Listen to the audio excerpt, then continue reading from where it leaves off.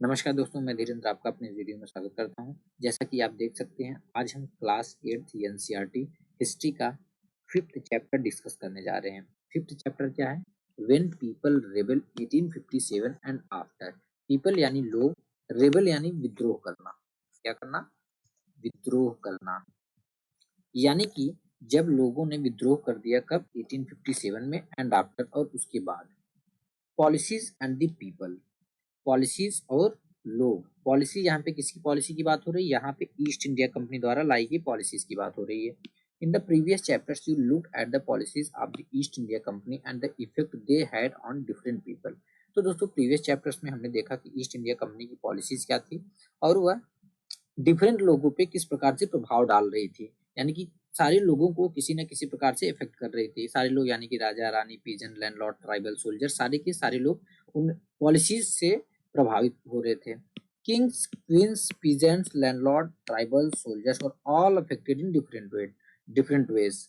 चाहे राजा हो, चाहे रानी, पीजन, लैंडलॉर्ड, ट्राइबल, यहाँ तक कि सोल्जर भी सारे किसी न किसी तरीके से उन पॉलिसीज से अफेक्टेड थे। You have also seen how people resist policies and action that harm their interest or go against their sentiments.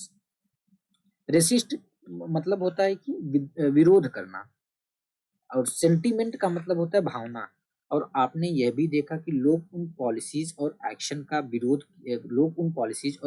विरोध कर रहे थे जो कि उनके इंटरेस्ट को हार्म कर रही थी या उनके सेंटिमेंट के अगेंस्ट में थी। ठीक है, किसकी पॉलिसी? ईस्ट इंडिया कंपनी की। ईस्ट इंडिया कंपनी की जो भी पॉलिसीज थी, लोग उनका विरोध कर रहे थे जो कि उनकी इंटरेस्ट को हार्म पहुंचा रही थी या उनकी सेंटिमेंट, जो उनकी भावनाएं थी, उसके अगेंस्ट में थी। नवाब्स लॉज दियर पावर। जो नवाब होते हैं, उनकी सत्ता जो है छिन रही थी। Since the mid 18th century, nawabs and rajas had seen their power erode. Since the mid 18th century, mid 18th century का मतलब है 1750s के, 1750s से। ठीक है, since the mid 18th century यानी मिड 18th century थे, जो नवाब थे और जो राजा थे, उनकी सत्ता जो थी वो खत्म हो रही थी। They had gradually lost their authority and honour. Gradually यानी धीरे धीरे। तो जो राजा थे और जो नवाब थे, वे धीरे धीरे उनकी जो अथॉरिटी थी, जो उनका ऑनर सम्मान था, वो खत्म हो रहा था। Residents had been station in many courts. बहुत सारे कोर्ट्स में रेजिडेंट को स्टेशन कर दिया गया, यानी कि रेजिडेंट्स को खड़ा कर दिया गया था। रेजिडेंट्स क्या होते हैं? रेजिडेंट्स हमने पढ़ा था कि रेजिडेंट जो होते हैं दोस्तों, वे कंपनी के कॉमर्शियल और पॉलिटिकल एजेंट होते हैं जो कि कंपनी के हित के लिए काम करते हैं। The freedom of the rulers reduce. जो रूलर्स थे, जो उनको पहले बहुत ज्यादा फ्रीडम था, उस फ्रीडम को, उस आजादी को भी रिड्यूस कर दिया गया था। दियर आर्म्ड फोर्सेस डिसबैंडेड। जो उनकी आर्म्ड फोर्सेस थी, उनको भी डिसबैंड कर दिया गया था। डिसबैंड मतलब हटा देना। And their revenues and territories taken away by stages. और स्टेज बाय स्टेज करके जो उनका रेवेन्यू था, जो उनकी टेरिटरी थी, उसको क्या किया कर दिया गया? उनसे छीन लिया गया। किसकी? राजाओं की और नवाबों की। Many ruling families try to negotiate with the company to protect their interest. बहुत सारी रूलिंग फैमिलीज ऐसी थी जिन्होंने कंपनी से बातें करने की कोशिश की, इसलिए टू प्रोटेक्ट देयर इंटरेस्ट, अपने इंटरेस्ट को प्रोटेक्ट करने के लिए, अपने हितों की रक्षा के लिए। एग्जाम्पल के लिए, जैसे जो Rani Lakshmibai of Jhansi wanted the company to recognize her adopted son as the heir to the kingdom after the death of her husband. Heir मतलब होता है वारिस। रिकॉग्नाइज करना मतलब मान लेना। जैसे कि एग्जाम्पल के लिए, जो झांसी की जो रानी लक्ष्मीबाई थी, वह चाहती थी कि उनके हस्बैंड की डेथ के बाद जो उनका एडॉप्टेड सन है, कंपनी उसको उनके किंगडम का वारिस मान ले। Nana Saheb the adopted son of Peshwa Bajirao second. जो नाना साहेब जो कि अडॉप्टेड सन थे, किसके? पेशवा बाजीराव सेकंड के। Pleaded that he be given his father's pension when the latter died. Pleaded मतलब होता है विनती करना या प्रार्थना करना। जो यहाँ पे जो नाना साहेब थे, जो कि पेशवा बाजीराव सेकंड के क्या थे? अडॉप्टेड सन थे। उन्होंने कंपनी से रिक्वेस्ट किया, कंपनी से प्रार्थना की कि जब उनके पिता की मृत्यु हो गई, तब उन्होंने बोला कि जो उनकी पिता की जो पेंशन थी, अब उनको मिलनी चाहिए। However, the company, confident of its superiority and military powers, turned down these pleas. Turn down का मतलब होता है ठुकरा देना। तो दोस्तों, कंपनी जो थी, जो ईस्ट इंडिया कंपनी, उस टाइम इसको अपनी सुपीरियरिटी, जो जिसकी सुपीरियरिटी थी और जिसका मिलिट्री पावर था उसका, इसको बहुत ज्यादा कॉन्फिडेंट था, मतलब यहाँ पे एक हिसाब से आप बोल सकते हैं तो उसके अपनी सुपरियोरिटी का मिलिट्री पावर में एक क्या थी, एकदम बोलते हैं ना घमंड था, तो पूरा इसको घमंड था, घमंड में भरी पड़ी थी, इसलिए इसने क्या किया, ये जो प्रार्थनाएं थी इसको इन्होंने ठुकरा दिया। Awadh was one of the last territories to be annexed, last में अनेक्स की गई, अनेक्स मतलब कब्जा करना, लास्ट में कब्जा की गई टेरिटरीज में एक अवध भी था। इन 1801 अ subsidiary alliance was imposed on Awadh, तो 1801 में क्या हुआ, अवध पर एक सब्सिडियरी अलायंस लगा दिया गया। सब्सिडियरी अलायंस क्या होता है, ये हम ऑलरेडी इसको डिस्कस कर चुके हैं। जैसे होता है ना कि राजाओं की कोई भी, जैसे मान लीजिए अवध जैसे हो गया, अवध अवध में सब्सिडियरी अलायंस लगा दिया गया, मतलब जब अवध की जो नवाब थे, अब वहां से सारी आर्मीज को, सारी फोर्सेस को हटा लिया गया, फिर उसके बाद अब वे आपकी जो टेरिटरी है उसकी रक्षा तभी, प्रोटेक्ट उसको तब करेंगे जब आप उनको क्या दोगे, पैसे दोगे इसके लिए, ठीक है। And in 1856 it was taken over, और 1856 में क्या हुआ, इसको टेक ओवर कर लिया गया, किसको, अवध को। Governor general Dalhousie declare that the territory was being misgoverned and British rule was needed to ensure proper administration. जो गवर्नर जनरल डलहौजी थे उन्होंने डिक्लेयर किया कि जो टेरिटरी है उसको अच्छे से गवर्न नहीं किया जा रहा, उसको मिस गवर्न किया जा रहा है, इसलिए इसके प्रॉपर एडमिनिस्ट्रेशन को इंश्योर करने के लिए ब्रिटिश रूल को लाना बहुत ही ज्यादा जरूरी है। अब ऐसा उन्होंने क्यों, सफाई क्यों दिया, जो डलहौजी थे गवर्नर जनरल, उन्होंने डिक्लेयर क्यों किया, क्योंकि देखो क्या होता है, इनको भी कहीं ना कहीं कंपनी को डर लग रहा था कि अगर ये लोग विद्रोह कर देंगे, यानी कि राजा तो राजा, राजा से अकेले निपट, पर पूरी जनता जब विद्रोह कर देगी तब इनको मुश्किल हो जाएगा, इनको पहले से ही लग रहा था, इसलिए कोई भी एक स्टेप लेते थे, वो चाहे सही हो चाहे गलत हो, एक लोगों से जरूर डिक्लेयर कर, यानी कि सफाई, लोगों को जरूर सफाई देते थे। The company even began to plan how to bring the Mughal dynasty to an end। अब देखो दोस्तों, अब कंपनी ने यहाँ तक ये भी प्लान करना स्टार्ट कर दिया कि जो मुगल डायनेस्टी है उसको किस प्रकार से खत्म किया जाए। The name of the Mughal king was removed from the coin minted by the company. Mint मतलब मिंट कराना, मतलब ढालना। अब क्या हुआ, कंपनी ने क्या किया कि जो मुगल का नाम था कहाँ पे, सिक्कों पर, जिन कॉइन को कंपनी मिंट करा रही थी, और उन कॉइन से जो मुगल का नाम, मुगल किंग का जो नाम था उसको हटा दिया गया, मतलब जो कॉइन पहले मिंट कराती थी उस पर मुगल किंग का नाम होता था, अब कंपनी ने उसे रिमूव करा दिया। इन 1849 governor general Dalhousie announced that after the death of Bahadur Shah Jafar, the family of the king would be shifted out of the Red Fort and given another place in Delhi to reside। reside मतलब रहने के लिए। अब देखो क्या हुआ दोस्तों कि 1849 में जो गवर्नर जनरल डलहौजी ने अनाउंस कर दिया, उन्होंने घोषणा कर दिया कि बहादुर शाह जाफर की मृत्यु के बाद जो उनकी फैमिली होगी उनको रेड फोर्ट से बाहर निकाल दिया जाएगा, रेड फोर्ट से बाहर निकाल के उनको शिफ्ट कर दिया जाएगा, कहाँ पे, दिल्ली में किसी और जगह पे उनको रहने के लिए दे दिया जाएगा।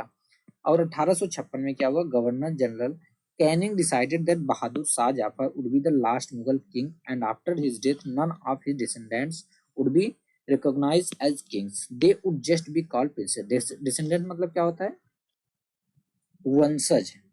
तो दोस्तों 1856 में गवर्नर जनरल द कैनिंग ने डिसाइड किया, उन्होंने डिसीजन लिया कि बहादुर शाह जाफर जो हैं वे लास्ट मुगल किंग होंगे, और उनकी मृत्यु के बाद उनका कोई भी वंशज एज ए किंग रिकॉग्नाइज नहीं किया जाएगा, उनको राजा नहीं माना जाएगा, वे लोग केवल प्रिंस के रूप में जाने जाएंगे। The peasants and the sipahis. अब यहाँ पे पीजन और सिपाही की क्या स्थिति थी उस टाइम की, उसकी बात हो रही है। In the countryside peasants and zamindar resented the high taxes and the rigid method of revenue collection. Resented मतलब क्या होता है, परेशान होना, खुश नहीं रहना। तो कंट्री साइड में, जो कंट्री साइड यानी कि ग्रामीण एरिया में जो पीजेंट्स थे और जो जमींदार थे, वे हाई टैक्सेस से और रेवेन्यू कलेक्शन के रिजिड मेथड से, जो इतना कठोर मेथड था उससे काफी ज्यादा परेशान थे। रिजिड मेथड क्या, क्यों बोला गया, क्योंकि ऐसा मेथड था कि अगर आप रेवेन्यू नहीं तो मतलब रेवेन्यू नहीं चुका पा रहे हो, धीरे धीरे आपकी जमीन जो है लोग हथिया लेते थे, उसकी बात हो रही है। Many failed to pay back their loans to the money lenders and gradually lost the land they had till past generation। देखो बहुत सारे लोग ऐसे भी थे जो कि मनी लेंडर को लोन्स पेड बैक नहीं कर पाए, यानी लोन वापस नहीं चुका पाए, और धीरे धीरे करके उनकी जो लैंड थी, जो उनकी जमीन थी, जिसको उन्होंने कई जनरेशन से टिल करते आए हैं, मतलब जोतते बोते चले आए हैं, वो उनसे छिन जाती थी। The Indian Sipahi in the employ of the company also had reason for discontent। discontent मतलब संतुष्ट ना होना। जो इंडियन सिपाही थे जो कि कंपनी में एज एम्प्लॉय काम कर रहे थे, उनके पास भी रीजन था उनके डिसकंटेंट का, उनको ना खुश होने का, उनके संतुष्ट नहीं होने का, उसका भी रीजन था। They were unhappy about their pay allowances and condition of service. वे जो कि अनहैप्पी थे, खुश नहीं थे, उनको जो पे मतलब पेमेंट जो उनको कंपनी जो पे कर रही थी, जो उनको अलाउंसेस दे रही थी, और जो उनकी सर्विस की कंडीशन जो थी, जैसे कुछ सर्विस के टर्म्स एंड कंडीशंस होते हैं ना, यहाँ पे उसकी बात हो रही है। Some of the new rules moreover violated their religious sensibilities and believes. Sensibilities का मतलब होता है भावुकता या भावना, क्या भावना होता है, ठीक है। तो some of the new rules moreover violated their religious, violate मतलब उल्लंघन करना या ठेस पहुंचाना। तो कुछ ऐसे नए रूल्स थे जिसको कि कंपनी ने लागू किया था, कंपनी ने लाया था। वे लोगों की रिलीजियस सेंसिबिलिटीज जो थी, यानी कि जो जो धार्मिक भावनाएं थी, और जो उनकी आस्थाएं थी, यानी कि जो उनकी धार्मिक बिलीफ्स थे, उनको ठेस पहुंचा रही थी। Did you know that in those days many people in the country believe that if they cross the sea they would lose their religion and caste. क्या आप जानते हो कि उन दिनों, जब 1857 तब के टाइम की बात हो रही, उन दिनों ना लोगों को, कुछ लोगों का भरोसा था, कुछ लोग जो है बिलीव करते थे, उनका मानना था कि अगर वे सी को क्रॉस कर जाएंगे, यानी जो समुद्र है उसको क्रॉस कर जाएंगे, तो उनका जो रिलीजन है, जो उनका कास्ट है, वो खत्म हो जाएगा। यानी वे अपने रिलीजन से बाहर हो जाएंगे, अपने रिलीजन को खो देंगे, और जो उनकी कास्ट है उससे भी वो बाहर हो जाएंगे। So when in 1824 the Sepoys were told to go to Burma by the sea route to fight for the company, they refused to follow the order. Refuse मतलब मना कर देना। तो दोस्तों क्या हुआ, जब 1824 में सिपाही जो थे, यानी जो सिपाही थे, उनको बोला गया कि बर्मा जाओ सी रूट के थ्रू और कंपनी के साइड से लड़ो, तो उन्होंने सीधे रिफ्यूज कर दिया, उन्होंने सीधे क्या बोला, मना कर दिया। Though they agree to go by the land route, वे एग्री हो गए कि वे सी रूट नहीं जाएंगे, बट वे लैंड रूट जा सकते हैं, मतलब लैंड रूट से जाने के लिए, बर्मा लड़ने के लिए वे राजी थे, बट वे सी रूट से जाने के लिए उन्होंने मना कर दिया। तो दोस्तों यहाँ पे देख सकते हैं, ये है इंडिया, ये इंडिया, ये है बर्मा। तो जब इनको बर्मा जाने के लिए ऑर्डर मिला, कंपनी ने कब 1824 में बोला कि बाई सी रूट, ये बर्मा ऑर्डर दिया कंपनी ने कि बाई सी रूट बर्मा जाओ और कंपनी के साइड से लड़ो, तो लोगों ने, जो सिपाही थे, उन्होंने रिफ्यूज कर दिया, उन्होंने मना कर दिया। बट वे लैंड के साइड से जाने के लिए राजी हो गए, मतलब लैंड से होकर वे जाने के लिए राजी हो गए, बट बाई सी रूट उन्होंने नहीं बोल दिया। ऐसा क्यों? क्योंकि उस टाइम बहुत सारे लोगों का विश्वास था, बहुत सारे लोगों का मानना था, वे विश्वास रखते थे कि अगर कोई सी को एक बार क्रॉस कर दिया, उसका रिलीजन और कास्ट जो है खत्म हो जाएगा। They were severely punished and since the issue did not die down, they were severely punished, यानी कि जो उन्होंने नहीं बोला था, इन्होंने रिफ्यूज किया, उन्हें बहुत सख्त सजा दी गई, पनिश किया गया। Since the issue did not die down, ये जो अभी जो ये इशू था अभी खत्म नहीं हुआ था, इन 1856 the company passed a new law. तो यानी कि ये इशू अभी खत्म नहीं हुआ था कि कंपनी में 1856 में एक नया लॉ पास कर दिया। वो लॉ क्या बोलता था कि उस लॉ के according that every new person who took up employment in the company's army had to agree to serve overseas if required. तो उस लॉ के अकॉर्डिंग कि कोई भी एम्प्लॉय, कोई भी कंपनी का आर्मी, तो यानी कि कंपनी में किसी की भी अगर रिक्रूटमेंट हो रही है, उसको एक टर्म्स ऑफ कंडीशन में ये आ गया कि अगर रिक्वायर्ड होगा, यानी अगर कंपनी को जरूरत पड़ी, तो वह आदमी जो कि कंपनी में आएगा एज ए आर्मी, उसको ओवरसी जाना पड़ सकता है लड़ाई लड़ाई लड़ने के लिए, और अग्री होना पड़ेगा। Sipahis also reacted to what was happening in the countryside. जो सिपाही थे वे गांव में क्या हो रहा था, कंट्री साइड में क्या हो रहा था, उससे भी वो काफी ज्यादा परेशान थे। Many of them were peasants and had families living in the villages. बहुत सारे उसमें से, उन सिपाहियों में से बहुत सारे पीजेंट्स थे, और बहुत सारों की फैमिली जो थी विलेजेस में, गांव में रहती थी। So the anger of the peasant quickly spread among the सिपाही, इसलिए जो पीजेंट्स का एंगर था, जो उनका गुस्सा था, बहुत जल्दी ही पूरे सिपाहीज के बीच में फैल गया, स्प्रेड हो गया। रिस्पॉन्स टू रिफॉर्म्स, यानी अब जो सुधार लाया किसने, ईस्ट इंडिया कंपनी ने जो सुधार, रिफॉर्म मतलब होता है सुधार लाना, उसका रिस्पॉन्स किस प्रकार था लोगों का। The British believe that Indian society had to be reform, Britishers का मानना था, उनको लगता था कि जो इंडियन सोसाइटी है उसको सुधारना बहुत ही जरूरी है। Laws were pass to stop the practice of sati and to encourage the remarriage of widows. देखो ये दो काम तो इन्होंने बहुत अच्छा किया था। Laws were pass, law pass किए गए किसके लिए, प्रैक्टिस जो हो रहा था सती का, प्रैक्टिस मतलब प्रथा, जो सती की जो प्रथा क्या होता है कि जब कोई चीज जनरेशन बाय जनरेशन आती है, उसको हम चलती आती है उसको हम बोलते हैं प्रैक्टिस बोलते हैं, ठीक है। यानी कि जो सती प्रथा थी उसको स्टॉप करने के लिए, उसको रोकने के लिए कानून पास हुआ, लॉ पास किया गया। And to encourage the remarriage of widow, और विडोज जो होती थी, विडो यानी जो विधवा होती, जिसके हस्बैंड मर जाते थे पहले, जिसके हस्बैंड की डेथ हो जाती थी, उनकी शादी नहीं होती थी, उन विडोज को रीमैरिज के लिए, उनको इनकरेज करने के लिए भी लॉ पास किए गए। English language education was actively promoted, जो इंग्लिश लैंग्वेज एजुकेशन थी उसको एक्टिवली प्रमोट किया गया। After 1830 the company allowed Christian missionaries to function freely in its domain and even own land and property. Domain क्या होता है? यहाँ पर डोमेन मतलब डोमेन उस डोमेन की बात हो रही है जिसपे, यानी कि अगर कोई एक एरिया है, समझना इस चीज को, इस एरिया में इतने एरिया पे ए वाला जो रीजन है, इस वाले रीजन में कंपनी, यानी कि कंपनी शासन कर रही है, यानी ईस्ट इंडिया कंपनी का इस पे जो है राज था। तो डोमेन यानी ईस्ट इंडिया कंपनी का डोमेन क्या होगा? ए वाला रीजन ईस्ट इंडिया कंपनी का डोमेन होगा, और ए वाला रीजन उसका डोमेन नहीं होगा। तो 1830 के बाद कंपनी ने क्रिश्चियन मिशनरीज को अलाउ कर दिया कि वे उनके डोमेन में, यानी इस वाले डोमेन में जो ईस्ट इंडिया कंपनी का है, उसमें आके फ्रीली वे काम कर सकते हैं, और यहाँ तक कि वे लैंड भी ओन कर सकते हैं और प्रॉपर्टी भी ओन कर सकते हैं।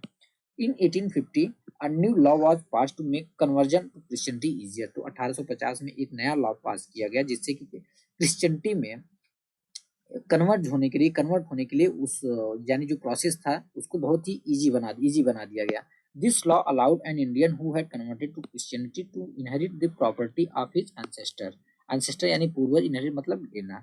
तो यह लॉ अलाउ करता था जो भी इंडियन जो कि क्रिश्चियनिटी में कन्वर्ट हो जाएंगे, जो उनकी प्रॉपर्टी है पहले से वो उनकी ही रहेगी, उनके एंसेस्टर की जो प्रॉपर्टी है वो अभी भी है। मतलब कि अगर सपोज वो हिंदू है या मुस्लिम है, बट वे क्रिश्चियनिटी में अगर कन्वर्ट हो जा रहे हैं, तो क्रिश्चियनिटी में कन्वर्ट होने के बाद भी जो उनकी प्रॉपर्टी थी उनके पुरखों की, उन्हीं की रहेगी।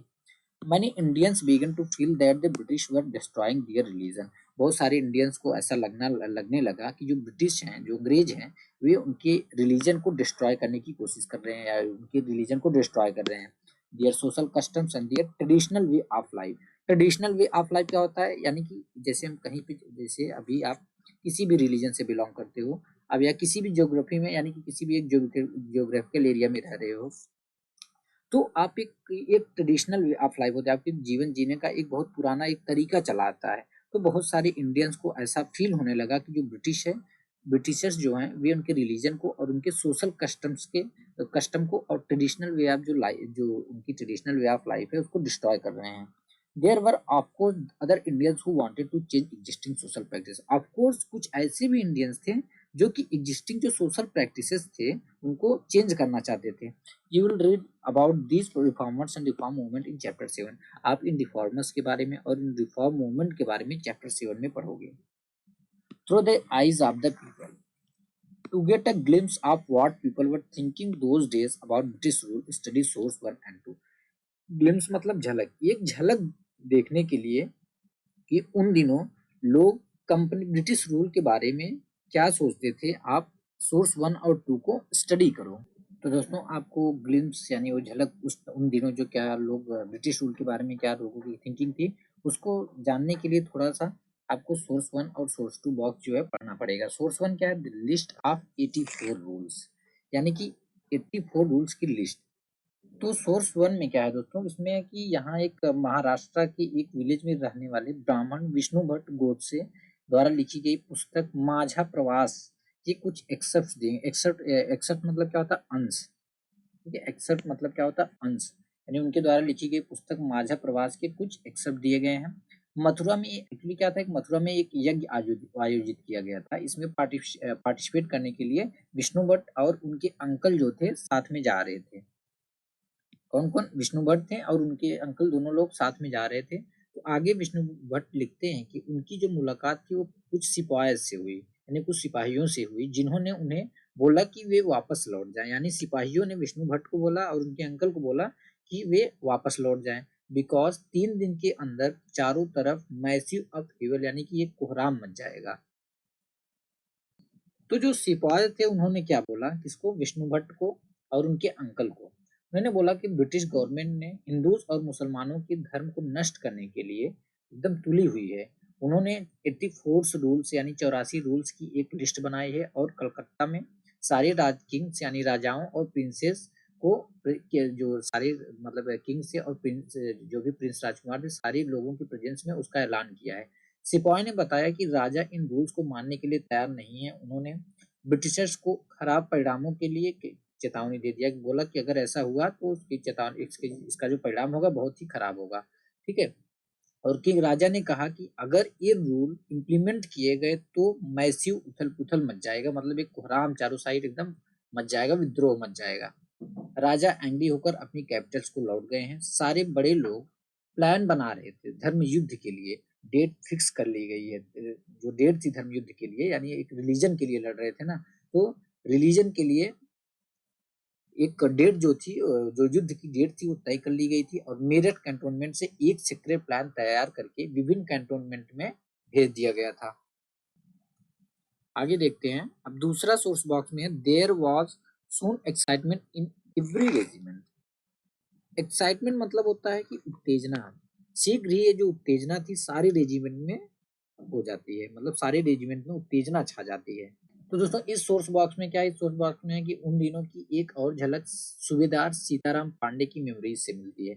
सीताराम पांडे को 1812 में बंगाल नेटिव आर्मी में एज ए सिपाही रिक्रूट किया गया था। रिक्रूट मतलब भर्ती किया गया था कब, 1812 में। उनकी जो उन्होंने पूरा सर्विस किया वो 48 साल के, यानी उन्होंने 48 ईयर्स तक सर्विस की और 1860 में वे रिटायर हो गए। कब रिटायर हुए, 1860 में वे रिटायर हो जाते हैं। और उसके बाद क्या होता है कि 1860 में जब वे रिटायर हो गए, उन्होंने रेबेलियंस को सप्रेस करने में अंग्रेजों की हेल्प बहुत ज्यादा की थी। अब समझना इसी को, जो 1860 में जब रिटायर हो गए कौन, सूबेदार सीताराम पांडे।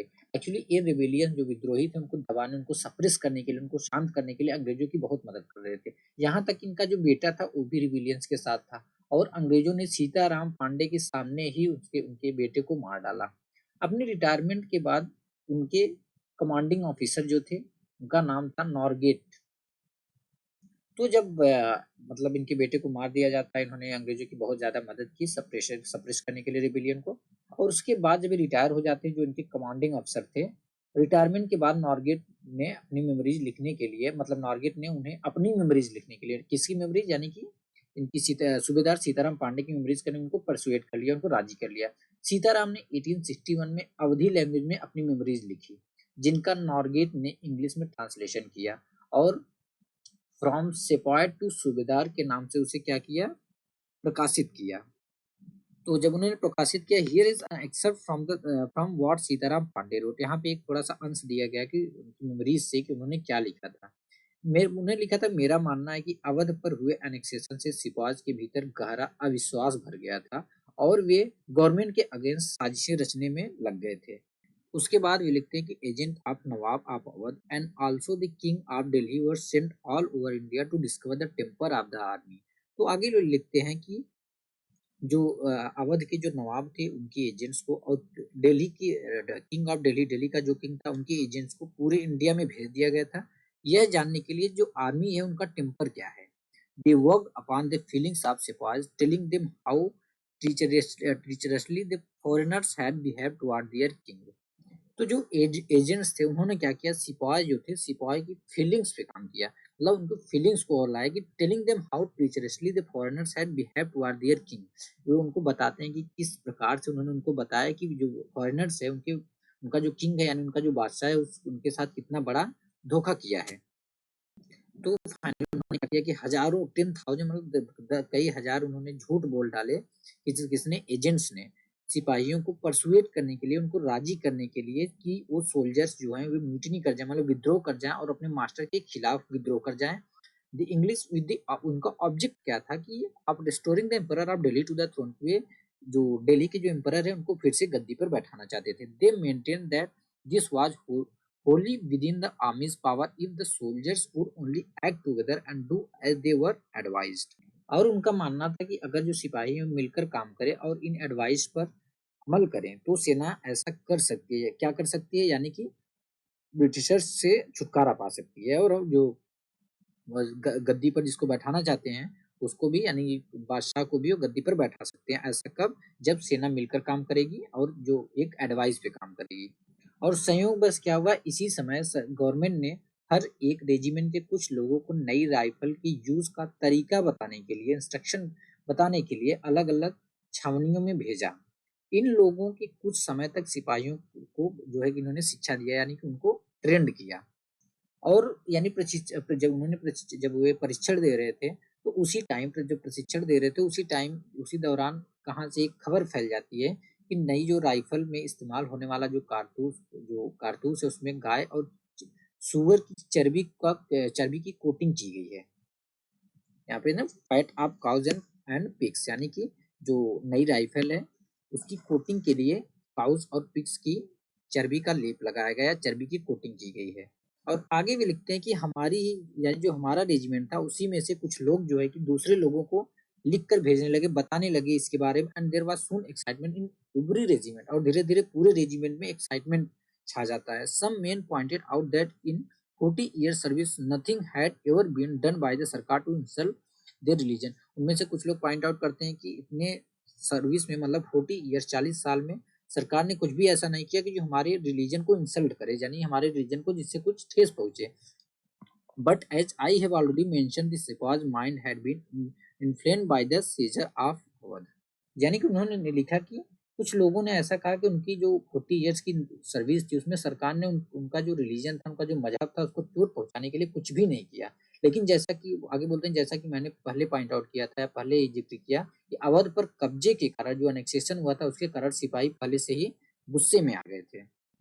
इंटरेस्टेड आगे लिखते हैं कि interested parties were quick to point out that the great aim of the English was to turn us all into Christians. अब जो इसमें थे कुछ लोग ऐसे थे जो कि जैसे जो झूठी खबरें फैला रहे थे, आप उनको बोल सकते हो कि इसमें उनको स्वार्थी लोग बोला कि जो जैसे होता है ना, कुछ लोग काफी इंटरेस्ट रखते हैं, तो जो इंटरेस्टेड पार्टी थी इसका फायदा उठाया उन्होंने बोला कि जो इंग्लिश है, जो ब्रिटिशर्स हैं, वे हम सबको, हमारे धर्म को नष्ट करके हमको क्रिश्चियनिटी में कन्वर्ट करना चाहते हैं। And they had therefore introduced the cartridge in order to bring this about, since both Mohammedans यहाँ पे बोला गया मुस्लिम्स को, and Hindus would be defiled by using it. तो वे आगे बोलते हैं, कुछ स्वार्थी लोग जो थे उन्होंने एक कहानी गढ़ डाली कि जो अंग्रेज हैं वे उनको ईसाई में कन्वर्ट, क्रिश्चियनिटी में कन्वर्ट करना चाहते हैं। इसलिए उन्होंने जो नया कारतूस तैयार किया है, ताकि उसमें क्या है, गाय और की जो है कि चर्बी की कोटिंग की गई, ताकि उन्हें इस्तेमाल करने से जो मुसलमान और हिंदू दोनों ही भ्रष्ट हो जाएं। तो आगे वे लिखते हैं कि कर्नल साहब का मानना था, जो उनके कर्नल साहब थे, उनका मानना था कि यह बेचैनी जो है, जो फैली हुई है, जो उन्हें भी साफ दिखाई दे रही थी, इस बार भी अपने आप खत्म हो जाएगा। और उन्होंने मुझे मतलब घर चले जाने की हिदायत दी, रिकमेंड किया कि तुम घर चले जाओ। क्योंकि छोटी मोटी जैसे होता है, छोटा मोटा विद्रोह, छोटा मोटा तो ऐसा कांड हो ही रहा था, मतलब कहीं थोड़ा सा प्रॉब्लम कहीं पे हो गया, थोड़ा सा प्रॉब्लम कहीं पे हो गया, उन्हें लगा कर्नल साहब को कि ये विद्रोह है, छोटा सा विद्रोह, ये खत्म हो जाएगा। तो उन्होंने मुझे हिदायत दी, मतलब रिकमेंड किया कि तुम घर चले जाओ। तो ये था सोर्स वन और सोर्स टू बॉक्स, यानी सोर्स वन सोर्स टू पढ़ के आप समझ जाओ उन दिनों लोग ब्रिटिश रूल के बारे में क्या सोचते थे।